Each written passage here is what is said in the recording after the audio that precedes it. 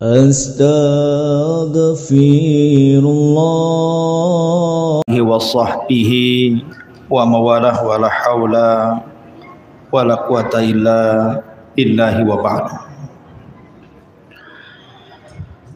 Alhamdulillah, di malam ini kita bisa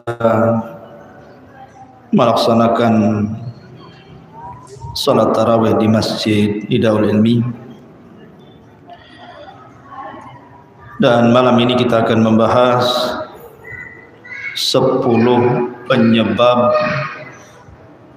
tidak diterimanya puasa seorang muslim. Ma'asyiral muslimin yang dimuliakan Allah Subhanahu wa taala, ibadah puasa ini adalah ibadah yang cukup berat. Berbeda dengan solat atau ibadah-ibadah yang lainnya. Karena rangkaian ibadahnya juga bukan hanya 1 hari 2 hari, tetapi sampai 1 bulan berturut-turut. Harus menahan lapar, menahan dahaga dan juga syahwat yang memiliki pasangan. Harus terhenti selama 1 bulan, dari terbit fajar sampai terbenam matahari. Sehingga kalau seandainya ibadah yang berat ini tidak sampai diterima oleh Allah Subhanahu wa taala, tentu sangat rugi sekali. Jangan sampai seperti yang disabdakan Nabi sallallahu alaihi wasallam, rubba shaimin laisa lahul jaza illa al-ju'i wal atash. Berapa banyak orang-orang yang berpuasa itu tidak diterima puasanya kecuali hanya menahan lapar dan dahaga saja. Maka kajian malam ini kita akan membahas 10 penyebab puasa seorang muslim itu tidak diterima Allah Subhanahu wa taala. Apa saja penyebabnya? Yang pertama, penyebab seorang muslim tidak diterima puasanya adalah ketika seseorang yang berpuasa itu melakukan kesyirikan. Karena Allah Subhanahu wa taala berfirman, la in asyrakta la yahbatanna 'amaluka wa la takunanna minal khasirin. Kalau engkau melakukan kesyirikan, maka hancur leburlah amalanmu dan engkau termasuk orang-orang yang merugi. Maka orang-orang yang melakukan kesyirikan di bulan Ramadan, maka puasanya tidak akan diterima. Kemudian yang kedua, memiliki sifat nifaq. Ada kemunafikan dalam hatinya. Allah Subhanahu wa taala berfirman di dalam Al-Qur'anul Karim mensifati orang-orang munafik. Allah berfirman, innal munafiqina fi darkil asfali minan nar. Sesungguhnya orang-orang munafik itu akan diletakkan di intip neraka yang paling dalam. Maka selama Ramadan hindari sifat-sifat munafik. Apa sifat-sifat munafik itu? Kata Nabi sallallahu alaihi wasallam, idza haddatsa kadzab. Kalau dia bicara dusta. Wa idza tumina khana. Kalau diberikan amanah dia khianat. Wa idza khasama ghadar. Dan kalau dia bersih dia ingin menang sendiri. Maka ini yang kedua. Yang ketiga, penyebab puasa tidak diterima adalah tarikus shalah. Orang yang meninggalkan salat. Aneh, di bulan Ramadan ini banyak orang yang meninggalkan salat di luar Ramadan. Bahkan masuk Ramadan juga tidak melaksanakan salat, tetapi dia puasa. Kan banyak tuh orang-orang yang tidak salat tapi puasa. Alasannya, masa sudah tidak salat tidak puasa lagi Ustaz, double lah dosa saya katanya. Dia tidak paham bahwa diterimanya sebuah amalan itu ditentukan dengan baik salatnya. Karena Nabi SAW yang mengatakan, awal ma yuhasabu bihil abdu yaumal qiyamah salatuhu.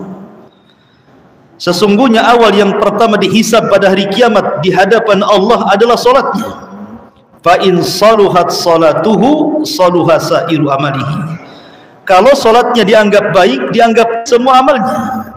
Wa in fasadat salatuhu fasada sairu amalihi. Tapi kalau salatnya kemudian dianggap jelek, maka semua amal yang lainnya dianggap jelek. Maka orang yang meninggalkan salat kemudian puasa, tidak diterima puasanya. Kemudian yang keempat, orang yang kadang puas, kadang salat, kadang tidak. Kalau yang tadi memang total tidak salat, ini kadang salat, kadang tidak. Tetapi kebanyakannya lebih meninggalkan salat dibandingkan melakukannya. Maka ijma' para ulama, berdasarkan perkataan para ulama, di antaranya pendapat Syekhul Islam Ibn Taimiyah rahimahullahu taala, man taraka salata jumlatan faqad kafar.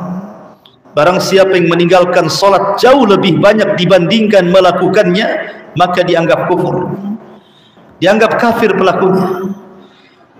Dan amalan orang kafir itu tidak akan diterima. Ini yang keempat. Kemudian yang kelima dan yang keenam serta yang ketujuh, ini disebutkan dalam satu redaksi hadis Nabi SAW.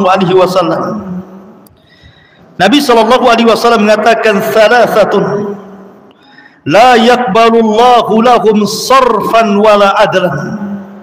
Ada tiga kelompok tidak akan diterima amal sunnah dan amal wajibnya. Di sini Rasul mengatakan tiga kelompok tidak akan diterima amalan sunnahnya dan juga amal wajibnya, termasuk padanya puasa Ramadan. Kemudian Rasul mengatakan yang pertama, akun, orang yang durhaka kepada orang tua. Maka kalau orang berpuasa tapi masih durhaka dengan orang tua, tidak diterima puasanya. Kemudian yang kedua, mannanun, orang yang suka mengungkit-ngungkit sedekah, mengungkit-ngungkit pemberian.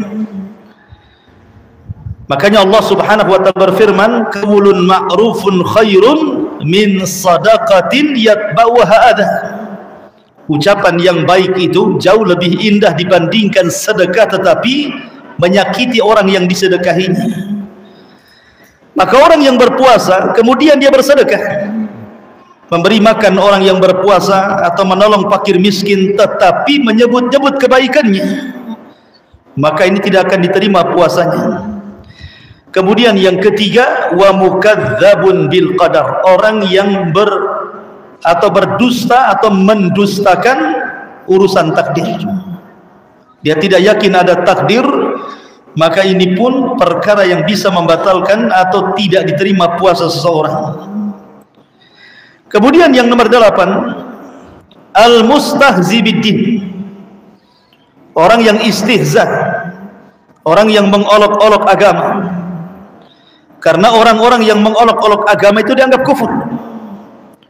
Allah Subhanahu wa taala berfirman, wala in sa'altahum la yaqulunna innama kunna nakhudhu wa nal'ab qul abillahi wa ayatihi wa rasulihi kuntum tastahzi'un la ta'tadiru qad kafartum ba'da imanikum.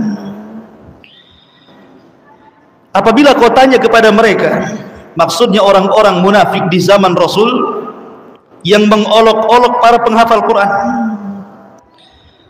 Jadi orang-orang munafik ini sedang berkumpul memandang para sahabat, para qurra, penghafal Quran yang sedang bermajlis di hadapan Rasul. Tiba-tiba menyeletuk salah seorang di antara mereka dan mengatakan, kami tidak pernah melihat orang yang paling pengecut kecuali mereka. Kami tidak pernah melihat orang yang paling rakus terhadap dunia kecuali mereka. Kami tidak pernah melihat orang yang paling dusta ucapannya kecuali mereka. Tiba-tiba turun ayat ini. Wala in sa'altahum man khalaq wala in sa'altahum, apabila kau tanya mereka dengan ucapan itu, la yaqulunna, mereka akan mengatakan innama kunna nakhudhu wa nal'ab, kami hanya main-main saja dengan ucapan itu wahai Rasul. Maka Allah Subhanahu wa taala tegaskan, katakan apakah dengan Allah, dengan ayat-ayatnya, dengan Rasulnya kalian bermain-main? Jangan cari-cari alasan kalian sudah kufur setelah keimanan kalian. Maka istihza, mengolok-olok agama, menjadikan puasa seorang tidak akan diterima. Kemudian yang nomor 9, orang yang mendatangkan nawaqidul Islam, orang yang mendatangkan pembatal-pembatal Islam. Pembatal-pembatal itu bukan hanya dah solat saja, bukan hanya di wudu saja, kalau orang kentut batal wudunya, tapi Islam juga bisa batal dengan mendatangkan pembatal-pembatalnya. Dan sebagian para ulama sudah menulis kitab tentang pembatal-pembatal Islam, diantaranya 10 pembatal Islam, nawaqidul Islam. Maka siapa yang mendatangkan pembatal-pembatal Islam tidak akan diterima puasanya. Kemudian yang terakhir, manin tasaba ila firqatin dhalah, orang yang kemudian menasabkan dirinya kepada kelompok-kelompok sesat dalam Islam, seperti mengikuti ajaran Ahmadiyah, mengikuti ajaran Bahaiyah, mengikuti ajaran-ajaran yang telah disesatkan oleh para ulama sampai ke taraf kufur, maka puasanya tidak akan diterima. Inilah sebab atau penyebab 10 kenapa puasa seorang hamba tidak akan diterima oleh Allah Subhanahu wa taala. Kemudian pembahasan yang kedua, Ramadan ini adalah syahrul maghfir, bulan di mana kita mudah mendapatkan ampunan Allah Subhanahu wa taala. Tapi di sana ada 4 penyebab orang itu tidak akan mendapatkan ampunan walaupun dia puasa, walaupun dia tarawih selama Ramadan ini. Dan itu disebutkan dalam satu redaksi hadis Nabi sallallahu alaihi wasallam, di mana disebutkan dalam hadis qudsi, yaqulun, mereka mengatakan, ya Jibril, ma sana Allahu fi hawaijil mu'minin min ummati Muhammadin sallallahu alaihi wasallam. Apa yang Allah Subhanahu wa taala lakukan terhadap hajatnya kaum mukminin, terhadap umat Muhammad sallallahu alaihi wasallam. Maka Jibril mengatakan, innallaha nadhara ilaihi, maka Allah akan memandang umat Muhammad ini, wa afa anhum wa ghafara lahum. Setelah dipandangnya, maka Allah akan ampuni dosa-dosa mereka, illa arba, kecuali 4 golongan tidak akan diampuni dosanya. Kemudian faqalu, mereka berkata, man haula'i arba, itu siapa yang 4 orang itu maksudnya? Kemudian disebutkan yang pertama, mudminul khamri, orang yang masih minum khamr. Di bulan Ramadan dia masih minum khamr walaupun tidak saat berpuasa. Pamannya dari pagi dia puasa sampai sore, ketika iftar pula bukan teobeng, minum khamr pula, dia tidak akan diterima puasanya. Kemudian yang kedua, qati'ur rahim, orang yang memutus silaturahim selama Ramadan. Justru dia bertengkar dengan keluarganya, dengan kerabatnya, tidak akur dengan tetangganya, dia putus silaturahim. Walaupun dia puasa, walaupun dia tarawih, tidak akan diampuni dosanya.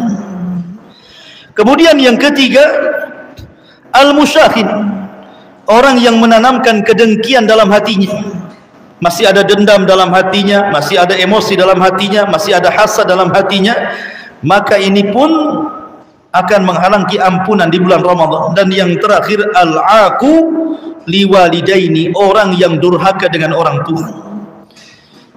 Maka 4 orang ini, orang yang minum khamr, orang yang memutus silaturahim, orang yang kemudian dalam hatinya masih ada kedengkian, dendam, hasad dan yang semacamnya, termasuk juga orang yang durhaka dengan orang tua, adalah 4 penyebab puasa seseorang tidak akan mendapatkan ampunan.